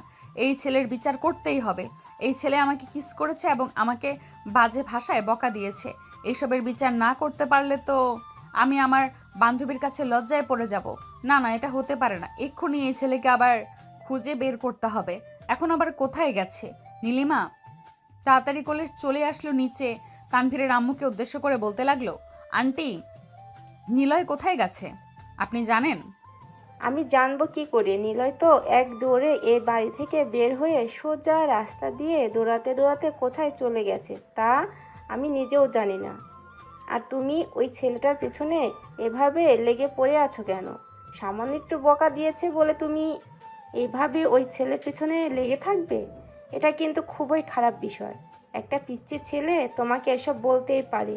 তুমি এসব মাথায় নিয়ে ঘোরাঘুরি করলে তো আর চলবে না। আন্টি, এই ছেলেটা খুবই দুষ্টু, আমার সাথে অনেক কিছু করেছে। এগুলো বলা যাবে না। এইগুলো বললে নিজের মান সম্মান শেষ হয়ে যাবে। আমি চাই না আমার মান সম্মান শেষ করার জন্য। আমি এখন গেলাম, আশা করি নিলয় আর এই বাড়িতে আসবে না। এইসব বলতে বলতে নীলিমা বাড়ির ভিতর থেকে বের হয়ে পড়লো। কোনো দিক দিয়ে যাবে চিন্তা ভাবনা করে পাইতেছে না। অন্যদিকে নিলয় সোজা চলে আসলো তার চাচাদের বাড়িতে। তার চাচাতো বোন সাদিয়ার রুমের ভিতরে লুকিয়ে আছে। এমন সময় সাদিয়া নিলয়কে বের করে বলতে লাগলো, কি ব্যাপার ভাইয়া, তুমি এত ভয় পেয়ে আছো কেন? কেউ কি তোমাকে কিছু করেছে নাকি? আর বলিস না, সাদিয়া একটা সিনিয়র মেয়েকে 2 দিন আগে বকা দিয়েছিলাম। এই মেয়েটা এখনও আমার পিছনে লেগে আছে। সকালবেলা আম্মুর সামনে আমাকে টেনে হেঁচড়ে তার বাড়িতে নিয়ে গেছে। পরে ওইখানে আমাকে বেঁধে রেখে অনেক মারধর করেছে। ওই বাড়ি থেকে পালিয়ে আমি আমার বন্ধুর বাড়িতে গিয়েছিলাম, সেখানেও চলে গেছে। এখন অনেকটা দূরে চলে এসেছি। তোদের বাসায় আশা করি এখানে সে আসবে না, আর আসলেও প্লিজ তুই কিছু বলিস না, তোর দুইটা পায়ে পড়ি। আরে আরে কি করছো? পায়ে ধরতে হবে না, আমি বিষয়টা বুঝতে পারছি, আর বলতে হবে না আমাকে। মেয়েটা আসলে আমি কোনো একটা বাহানা দিয়ে এই বাড়ি থেকে বের করে দেবো। তুমি এক কাজ করো, ফ্রেশ হয়ে দাও, আমি তোমার জন্য খাবার নিয়ে আসছি। মনে হয় না সারাদিনের ভেতর তোমার পেটে কোনো খাবার গেছে। এই বলে সাদিয়া চলে আসলো নিচে। অন্যদিকে নিলয় ফ্রেশ হয়ে বসে রইল। এমন সময় সাদিয়া এসে নিলয়কে খাবার দিল। নিলয় খাওয়া দাওয়া শেষ করে বসে আছে। বেশ কিছুক্ষণ বসে থাকার পর সাদিয়া নিলয়কে উদ্দেশ্য করে বলতে লাগলো, আচ্ছা নিলয় ভাইয়া, একটা সত্যি করে কথা বলবে? তুমি এই মেয়েটার সাথে আর কি কি করেছো আমাকে একটু বলো। একটা মেয়েকে শুধু বকা দিলে তো আর ওই রকম ভাবে তোমার পিছু করে না। মেয়েটাকে হয়তো তুমি কোনো কিছু করেছো বা কোনো কিছু বলেছো, এটার জন্য এরকম করছে। আরে আমি তো তাকে কোনো কিছু করি নাই, শুধু জাস্ট কিছু খারাপ কথা বলেছি। এখনকার সমাজে তো এইটাই চলে। নিলয় সাদিয়ার সাথে কথা বলতেছে। অন্যদিকে নীলিমা পুরো এলাকা খুঁজে ফেলেছে, কিন্তু নিলয়কে আর পেল না। দেখতে দেখতে দেখতে রাত হয়ে আসলো। রাতে নিলয়ের আব্বু বাসায় আসতে নিলয়ের আব্বুকে উদ্দেশ্য করে বলতে লাগলো, ওগো শুনছো, আমার ছেলেটা সেই সকালবেলা বাড়ি থেকে বের হয়েছে, আর বাড়িতে ফিরে নাই। একটা মেয়ে নিলয়কে এই বাড়ি থেকে ধরে নিয়ে গিয়েছে। আমি তাকে বলেছিলাম কেন ধরে নিয়ে যাচ্ছে, কিন্তু সে আমার প্রশ্নের কোনো উত্তর দেয় নাই। তুমি প্লিজ আমার ছেলেকে নিয়ে আসো, যেখান থেকে পারো সেখান থেকে নিয়ে আসো। আমি আমার ছেলেকে আমার চোখের সামনে দেখতে চাই, প্লিজ তুমি নিয়ে আসো। আরে চিন্তা করো না নিলয়, হয়তো ওই মেয়েটার সাথেই আছে। মেয়েটা হয়তো নিজেকে বেশি ভালো ভালো খাবার দিচ্ছে। মেয়েটাকে আমি খুব ভালো করেই চিনি। মেয়েটা খুবই রাগী এবং বদমেজাজি।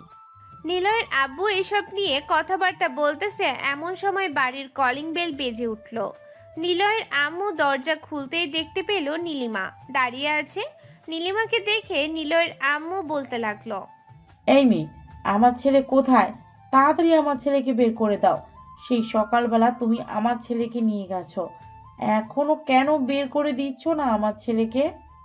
নিলয়কে তো খুঁজে পাইতেছি না, সেই দুপুর থেকে খোঁজাখুঁজি করতেছি। সবগুলো এলাকা খুঁজে ফেলেছি, কিন্তু প্রত্যেক বাড়িতে গিয়েছি, কোথাও পাই নাই। আপনারা প্লিজ একটু আপনাদের আত্মীয় স্বজনদের বাসায় খোঁজ করে দেখেন নিলয় তাদের বাসায় গিয়েছি কিনা। তোর খোঁজ খবর নিতে হবে না। সে যেহেতু তোমার কাছ থেকে পালিয়ে গেছে, তাহলে নিশ্চয়ই তার কোনো বন্ধু বান্ধবের বাসায় গিয়ে লুকিয়ে আছে। তুমি এখন বাসায় যাও। আর আমার ছেলের সাথে এই রকম করতেছো কেন? সামান্য 10,000 টাকা পাবে বলে এরকম করলে আমার ছেলের সাথে? মানে আপনি কি বলতে চাইছেন? 10,000 টাকার জন্য এমন করতেছি মানে? হ্যাঁ, নিলয় তো আমাদেরকে এটাই বলেছে তুমি নাকি তার কাছ থেকে 10,000 টাকা পাও। রাতে তো আমি তার পকেটে 10,000 টাকা দিয়ে দিয়েছিলাম।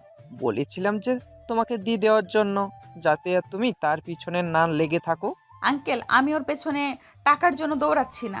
আর ওর কাছ থেকে আমি কোনো টাকা পাই না, এবং তার সাথে আমার আগে কখনো পরিচয় ছিল না। সে আমাকে বকা দিয়েছে, আমি এই বকার সাজা আমি তাকে দিতে চাই। এইটার জন্য তাকে আমি এইভাবে ঘোরাচ্ছি। আর যদি আমার বাড়ি থেকে পালিয়ে না যেত, তাহলে আমি তাকে সন্ধ্যার দিকে ছেড়ে দিতাম, কিন্তু সে পালিয়ে গেছে। এটার জন্য আমার আরও রাগ হয়েছে। এখন তো আপনার ছেলেকে আমি ছাড়বো না, এখন পাইলে ডিরেক্ট বিয়ে করে ফেলবো। তোমার মতো দজ্জাল মেয়ের সাথে আমি আমার ছেলের বিয়ে দিব না, যতই তুমি চেষ্টা করো না কেন। আমার ছেলেকে বিয়ে করতে আমি তোমার সাথে আমার ছেলের বিয়ে দিব না। আপনার দিতে হবে না। আপনার ছেলেকে কিভাবে ব্ল্যাকমেল করতে হয় এটা আমি খুব ভালো করেই জানি। ব্ল্যাকমেল করে সোজা কাজী অফিসে নিয়ে চলে যাব, এরপরে বিয়ে করব। আমাকে কম সস্তা ভাইবেন না। এখন আমি গেলাম। যদি আপনার ছেলে বাড়িতে ফিরে তাহলে বলবেন যে তানভীরের কাছ থেকে আমার ফোন নাম্বার নিয়ে ফোন দেওয়ার জন্য, না হলে তার কি অবস্থা হবে সে নিজেও জানে না। এই বলে নীলিমা সোজা চলে আসলো তাদের বাসায়। কলিং বেল দিতেই তার আম্মু এসে দরজা খুলে দিল। নীলিমা তার আম্মুর সাথে কোনো কথা না বলে সোজা চলে আসলো তার রুমে। ফ্রেশ হয়ে বসে আছে এমন সময় ইলমা কল দিল। নীলিমাকে উদ্দেশ্য করে ইলমা বলতে লাগলো, কি রে নীলিমা, তুই কি নিলয়কে ছেড়ে দিয়েছিস নাকি? নিলয়ের মতো একটা ছেলে দেখলাম একটা মেয়ের হাত ধরে বাইরে ঘোরাঘুরি করছে। আমাদের বাড়ির সামনে একটা মার্কেট আছে, ওইখানে তুই আয়, এখন ওই জায়গায় আছে। আগে তুই ওর সামনে গিয়ে শিওর হয়ে নে এটা নিলয় নাকি অন্য কেউ। যদি নিলয় হয় তাহলে আমি যাব, আর যদি না হয় তাহলে আমি যাব না। ওই ব্যাটা আমার ঠোঁটে লিপ কিস করেছে, এখন তো আমার মনে চাইতেছে তাকে বিয়ে করার জন্য। ওই পিচ্চিটা যে এত রোমান্টিক আমি আগে জানতাম না, এত সুন্দরভাবে লিপ কিস করেছে আমাকে, আমি তো পুরো পাগল হয়ে গেছি। মানে তুই এসব কি বলছিস নীলিমা? অবশেষে কিনা তুই ওই পিচ্চি ছেলে প্রেমে পড়ে গেছিস? দেখ, এটা কিন্তু একদম ঠিক না। ওই পিচ্চি ছেলের তখন মতি গতি পাল্টাতে পারে, যখন তখন তার সব কিছু পরিবর্তন হতে পারে। তাকে বিয়ে করলে সুখী হবি না, তার চাইতে অন্য একজনকে বিয়ে করে ফেল, আরো বেশি সুখে থাকতে পারবি। আমি আমার সিদ্ধান্ত নিয়ে ফেলেছি, আমি বিয়ে করলে ওই নিলয়কেই করব। সে যেহেতু আমার ঠোঁট স্পর্শ করে ফেলেছে, আমি আর চাই না আমার সব কিছু অন্য কাউকে দিতে। আমি চাই আমার সব কিছু এখন নিলয় ভোগ করবে।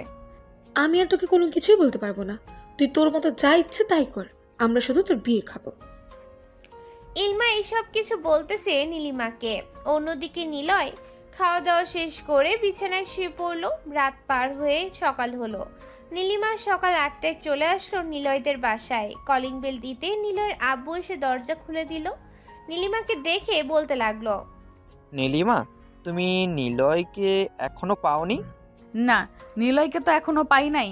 নিলয় কোথায় গেছে আপনি জানেন? জানলে প্লিজ বলবেন, জানলে প্লিজ বলেন। ওর সাথে আমার জরুরি কথা আছে, তাকে আমি আর দৌড় করাবো না, সে যা বলবে তাই হবে। আমিও তো জানি না সে কোথায় গেছে। তাকে ফোন দিলাম, তার ফোনও তো বাসায় রিং হচ্ছে। তুমি একটু আজকে নিলয়ের বন্ধু বান্ধবের বাসায় গিয়ে জিজ্ঞেস করবে সে আছে নাকি। আর জিজ্ঞেস করলে চলবে না, ওরা মিথ্যা কথা বলবে। তুমি বাড়ি চেক করবে, তাহলে সে ধরা পড়ে যাবে। নীলিমা নিলয়ের আব্বুর সাথে কথাবার্তা বলে আবারও খোঁজাখুঁজি করতে লাগলো। অন্যদিকে নিলয় সকাল 11টায় ঘুম থেকে উঠে ফ্রেশ হয়ে খাওয়া দাওয়া করে বসে আছে। এমন সময় সাদিয়ার আম্মুর ফোনটা বেজে উঠল। সাদিয়া কলটা রিসিভ করতে ওই পাশ থেকে নিলয়ের আম্মু বলতে লাগলো, এই সাদিয়া, তোদের বাসায় কি নিলয় গেছে? না, আমাদের বাসায় তো নিলয় ভাইয়া আসেনি। কেন, কি হয়েছে? ভাইয়া কি বাড়ি থেকে রাগ করে চলে গেছে নাকি? আরে না রে, বাড়ি থেকে রাগ করে চলে যায় নাই। একটা ডাইনি মেয়ে আছে, ওই ডাইনি মেয়েটা আমার ছেলেকে ভালোভাবে থাকতে দিতেছে না। সে গতকালকে কোথায় ছিল, কি খেয়েছে কি না করেছে, এসব নিয়ে খুবই টেনশনে আছি। নিলয়কে যদি একবার দেখতে পারতাম তাহলে খুবই ভালো হতো। আচ্ছা, আমি দেখি নিলয় ভাইয়া আমাদের এলাকায় এসেছে কিনা। যদি আমাদের এলাকায় এসে থাকে তাহলে আমি আপনাকে ফোন দিয়ে জানাবো। ঠিক আছে, তুমি না হয় আমাকে ফোন দিয়ে জানাবে। এখন তাহলে ফোন রাখলাম। নিলয়ের আম্মু কলটা কেটে দিল। অন্যদিকে নীলিমা আবারও কালকের মতো পুরো এলাকা খুঁজে ফেলেছে, কিন্তু পায় নাই। সাদিয়াদের বাড়িটা কিছু দূর হওয়াতে নীলিমা আর ওই বাড়িতে আসে নাই। দেখতে দেখতে এইভাবেই কেটে গেল 1 সপ্তাহ। নীলিমা এবং নিলয়ের আব্বু আম্মু খুবই টেনশন করতেছে। অন্যদিকে নিলয় খাবার খাইতেছে আর ঘুমাচ্ছে, এছাড়া ওর কোনো কাজ নেই। রাতে নীলিমা বসে আছে নিলয়দের বাসায়। নিলয়ের আম্মুকে উদ্দেশ্য করে বলতে লাগলো, আন্টি, আপনি চিন্তা করবেন না নিলয়ের জন্য, আমি নিলয়কে খুঁজে বের করবই। সে যেখানেই লুকিয়ে থাকুক না কেন, আজ হোক বা কাল হোক, তাকে বের হতেই হবে। আজকে 1 সপ্তাহ হয়ে গেছে আমি আমার ছেলের মুখ দেখি না। আমার ছেলে কখনোই আমাকে ছেড়ে একা একা থাকতে পারে না, আর আজকে কিনা সে 1 সপ্তাহ আমাদের ছেড়ে থাকতেছে। ওগো নিলয়ের আব্বু, নিলয়ের কোনো কিছু হয়ে যায় নাই তো? না, নিলয়ের কোনো কিছু হয় নাই। নিলয়ের কোনো কিছু হলে তো আমরা জানতাম। আমি থানায় কল দিয়েছি, থানা থেকে ওরা অবশ্যই কাজ করবে। হয়তো কিছুক্ষণের মধ্যে জানিয়ে দিবে নিলয় কোথায় আছে। আমি টাকা দিয়ে পুরো পুলিশ ফোর্স লাগিয়ে দিয়েছি, দেখি ওরা কতটুকু কি করতে পারে। নিলয়ের আব্বু এইসব কিছু বলতেছে। বেশ কিছুক্ষণ এইসব কিছু বলার পর নিলয়ের আব্বুর নাম্বারে কল আসলো। কলটা রিসিভ করতে ওপাশ থেকে নিলয় বলতে লাগলো, হ্যালো আব্বু, তোমরা আমাকে নিয়ে চিন্তা করো না, আমি ভালো জায়গায় আছি। তুমি আম্মুকে জানিয়ে দিও আমি রাতের বেলা কল দিব। আর ওই মেয়েটা আমাদের বাসায় আছে নাকি? হ্যাঁ, বাসায় আছে। কেন, তোর কি হয়েছে? আর তুই কোথায় আছিস বল তো আমাকে। আমি কোথায় আছি এটা জানতে হবে না।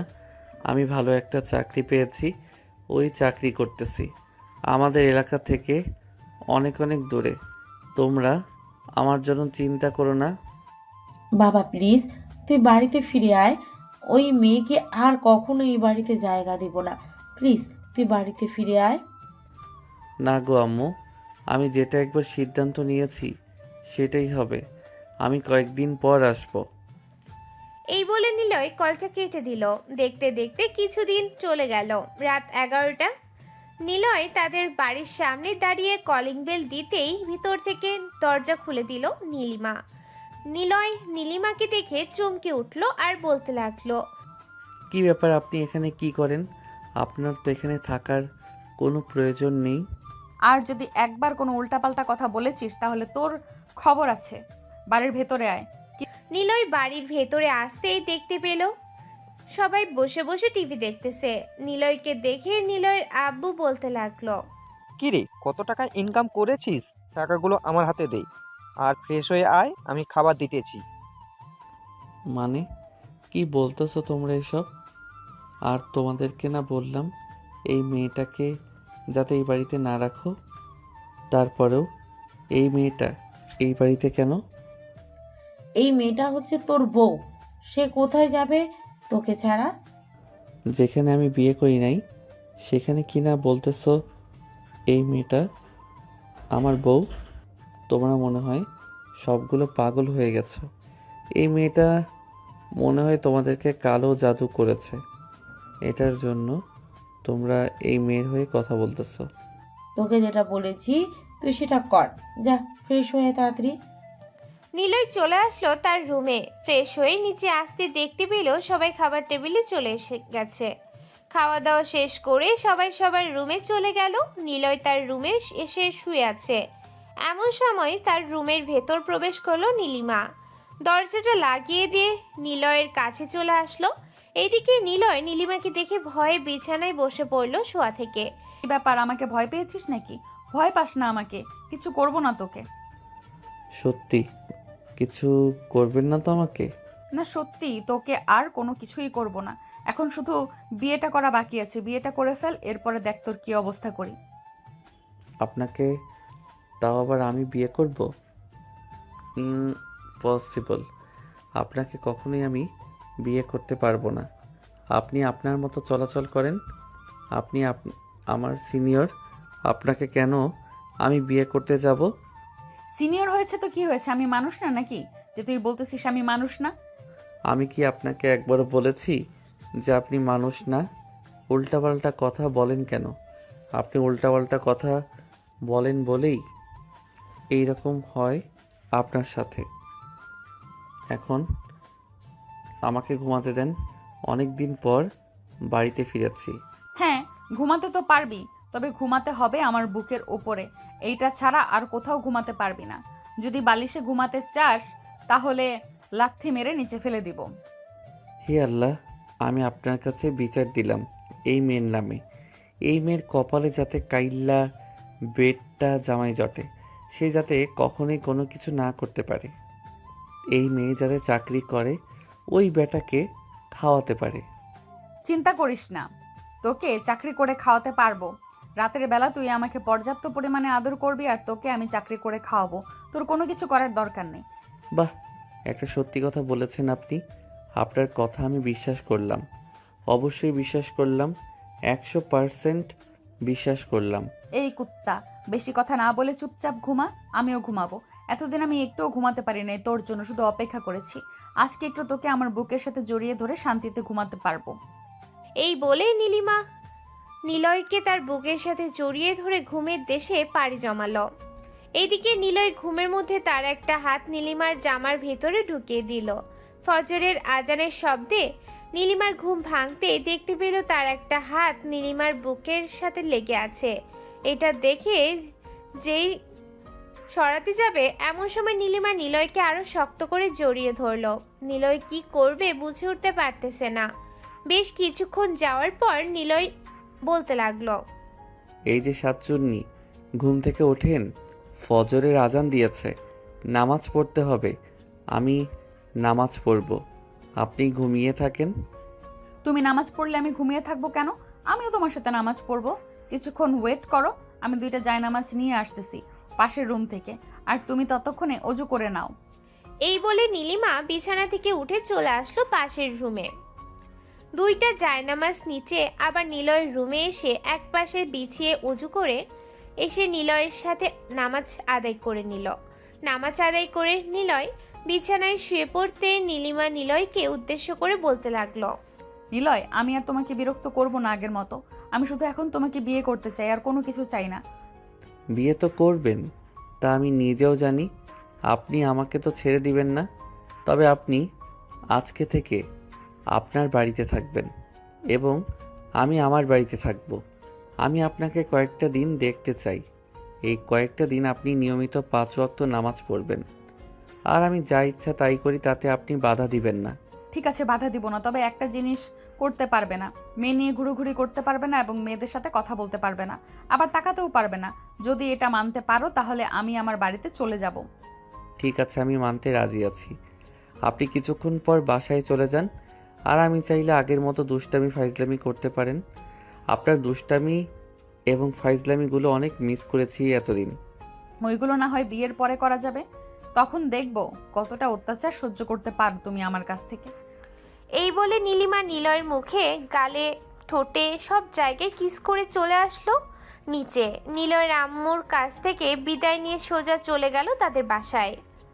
দেখতে দেখতে দিন কেটে রাত হলো। রাতে নিলয় খাবার টেবিলে বসে আছে, এমন সময় তার আম্মু বলতে লাগলো, নিলয়, মেয়েটা তো এমনিতেই একটু ফাজিল, তবে তোর সাথে খুব মানাবে। তুই এক কাজ কর, মেয়েটাকে বিয়ে করে ফেল। তুই যদি অনুমতি দিস তাহলে আমরা মেয়ের পরিবারের সাথে কথাবার্তা বলে তোর বিয়ের ফাইনাল করব। এত তাড়াহুড়া করতেছো কেন? আরও কয়েকটা দিন যাক, এরপরে না হয় দেখা যাবে বিয়ে করব নাকি বিয়ে করব না। ঠিক আছে নিলয়, তোর যখন বিয়ে করার ইচ্ছা হবে তখন আমাদেরকে বলিস। মেয়ের পরিবারের সাথে আগে কথা বলে রাখি, যাতে তোদের বিয়ে শুধু কাজী দেখে পড়িয়ে দিতে পারি। নিলয় আর কোনো কিছু বললো না, সোজা চলে আসলো বাহিরে। বন্ধুদের সাথে আড্ডা দিয়ে ঘোরাঘুরি করে চলে আসলো বাড়িতে। দেখতে দেখতে এইভাবে কেটে গেল 1টি মাস। এই 1 মাসে নীলিমা অনেকটা পরিবর্তন হয়ে গেছে। নীলিমার এই রকম পরিবর্তন দেখে তার আম্মু বলতে লাগলো, তুই যদি এইরকম সব সময় থাকতি তাহলে তোর জন্য কত ভালো ভালো ছেলে আসতো বিয়ে করার জন্য, আর তুই কিনা তোর চাইতে 5 থেকে 6 বছরের ছোট ছেলেকে বিয়ে করার জন্য পাগল হয়ে পড়েছিস। আম্মু, আমি তাকে পছন্দ করি, আর সে ছোট হোক বা বড় হোক তাতে আমার কোনো কিছু যায় আসে না। তার সাথে আমি সারা জীবন থাকবো, এটাই অনেক। এইসব কথাবার্তা বলতেছে এমন সময় নীলিমার ফোনটা বেজে উঠল। তাকিয়ে দেখে নিলয় কল দিয়েছে।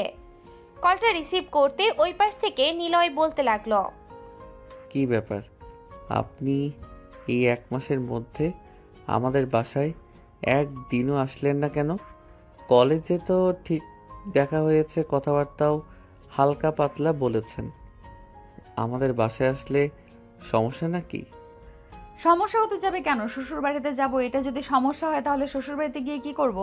আপনাদের বাড়িতে যাই নাই। আমি প্রতিজ্ঞা করেছিলাম যে যতদিন আপনি বিয়ে না করে আমাকে আপনার বাড়িতে তুলবেন ততদিন যাব না।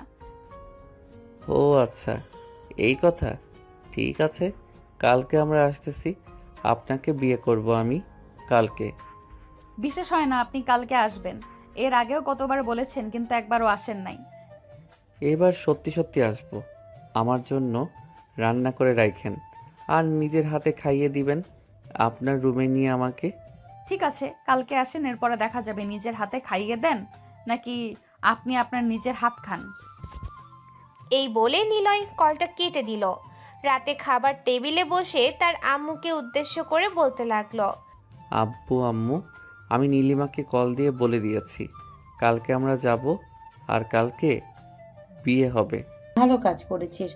আমিও তোকে ভাবছিলাম বলবো বলবো, কিন্তু আর বলতে পারিনি। কালকে দুপুরের দিকে চলে যাব।